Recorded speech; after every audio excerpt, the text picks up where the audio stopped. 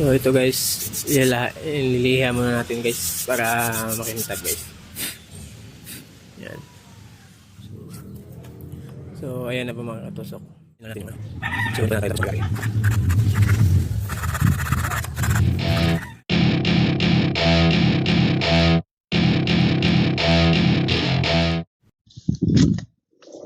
Yo, magandang umaga po mga katusok. So ngayon mga katusok ay magdidikit po ako ng tawag ito, ng handle. Handle po para sa ordinary natin at saka sa mechanism na rin. Yan. So gagawa po tayo ng mechanism na alutsina. So bili ko pala nito mga katusok kasi Shopee kasi mahal ang Shopee. Nasa 500 mahigit po mga katusok. Mahigit 500 po bili ko nito ng kahoy na to. So kahoy pa lang presyo na. Kahit hindi pa nga to ano, tawag ito. Kasi mulabi, hirap to bilhin, hirap siya hanapin. Iba yung presyo ng mulabi natin. Kasi itong palutsina, pwede siya mabili sa kahit sa Shopee lang pwede. So ngayon, pagdikit ko lang to.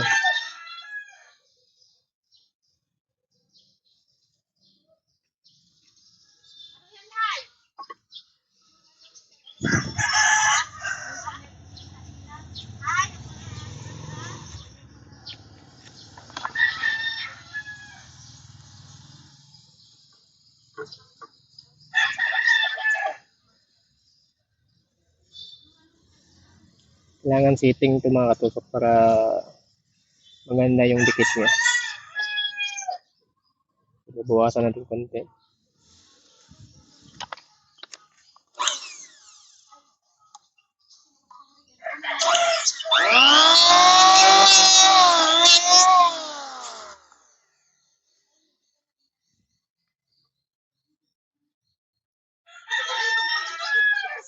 So, gagamit lang tayo ng epoxy. Dalawang pares, A and B.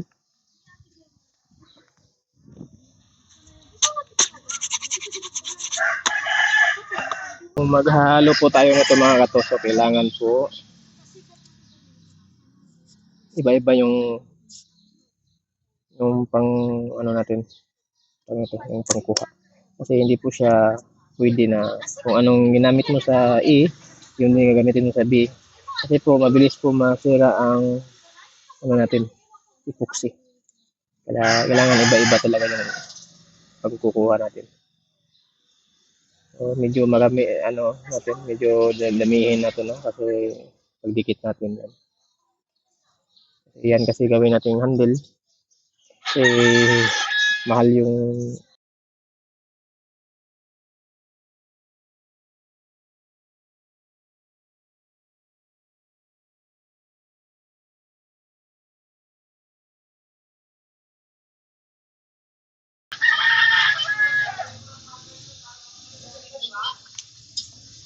so wala po tayong clamp mga katusok. So, gamit lang natin lubid o pako. Papako na natin to.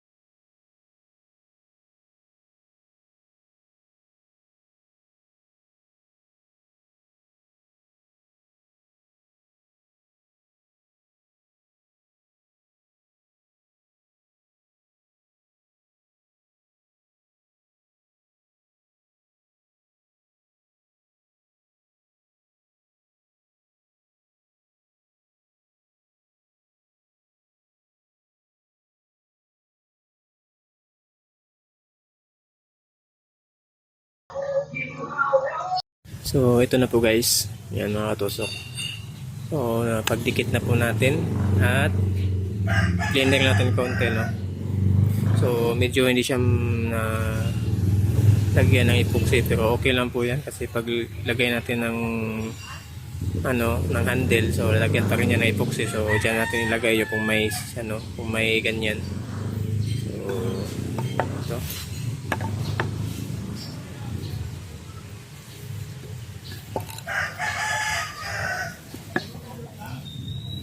So magdodrawing lang po tayo ng pang-handle, ano. Wala tayong pattern, so magdodrawing tayo. So naubusan kasi tayo ng pattern. So gagamitin na natin 'to. Yan.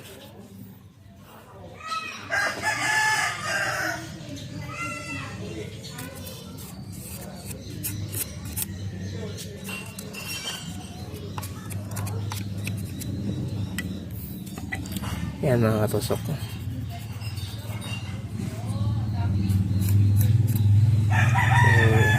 kakat lang natin yan. At itong palutsina mga katusok ay sa palutsina din natin nilalagay. Ito ang mechanism po. Yan. Maganda po yan mga katusok. So gagamit po tayo ng jitsu.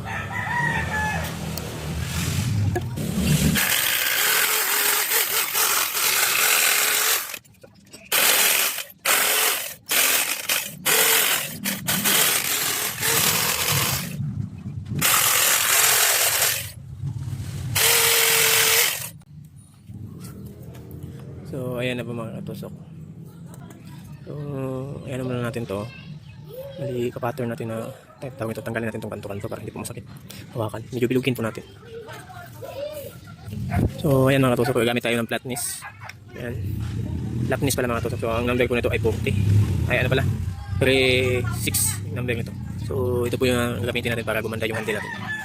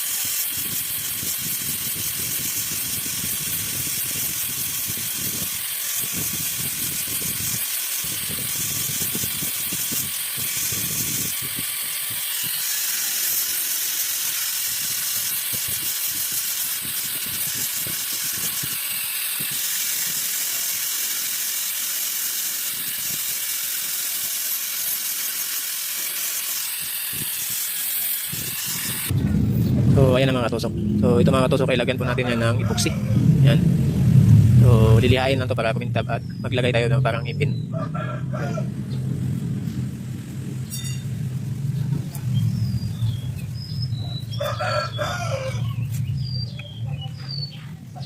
Yan, lagariin lang natin yung ano.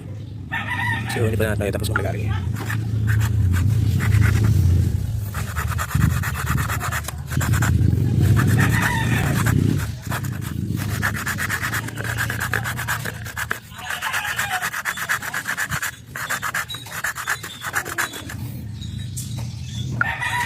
So mahirap po ito lagariin mga katusok.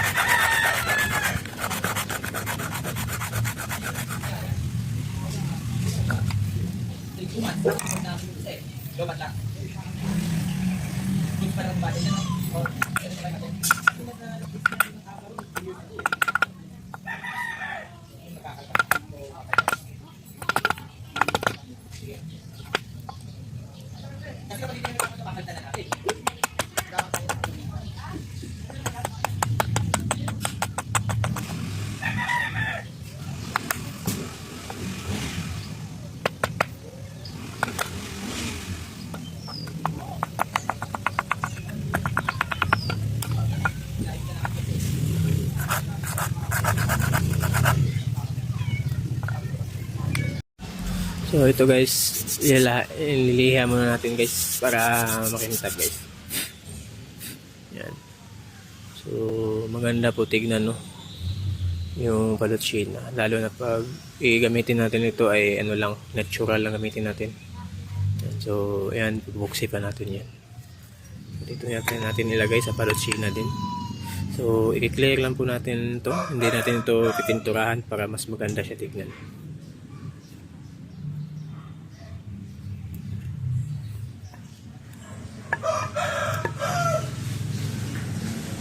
Yan ang mga tusok. Lagyan na natin dyan.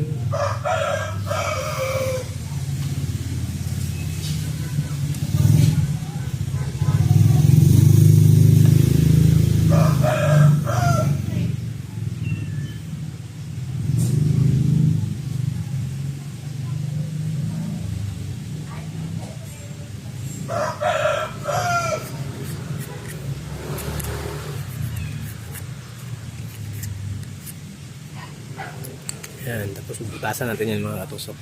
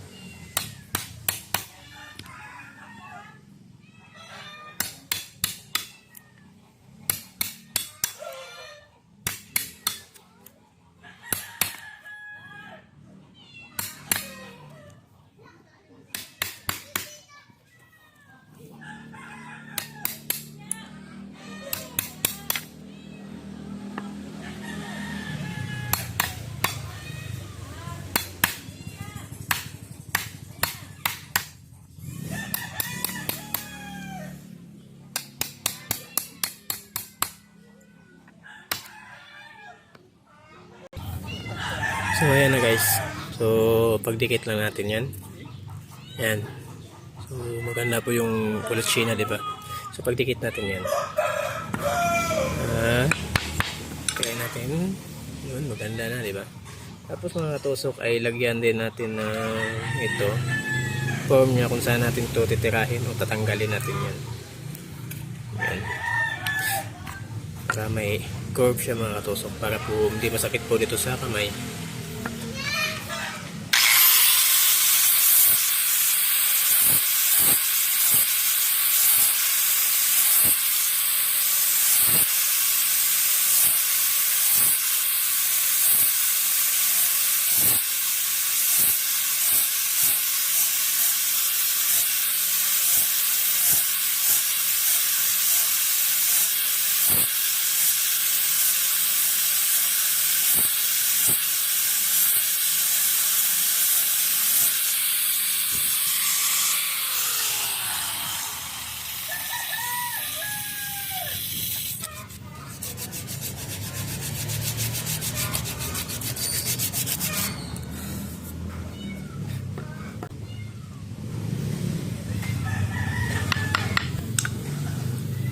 Yan po mga kalusok. Yan.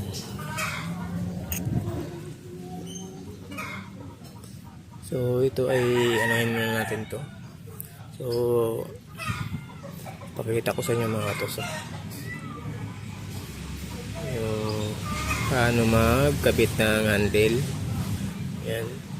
So ito pupuksihan pa natin yan, no, para hindi makita yung harap.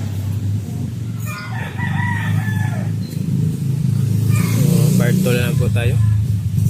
Maraming salamat po sa panonood at mag-shout out pala ako sa mga nagpapa-shout out.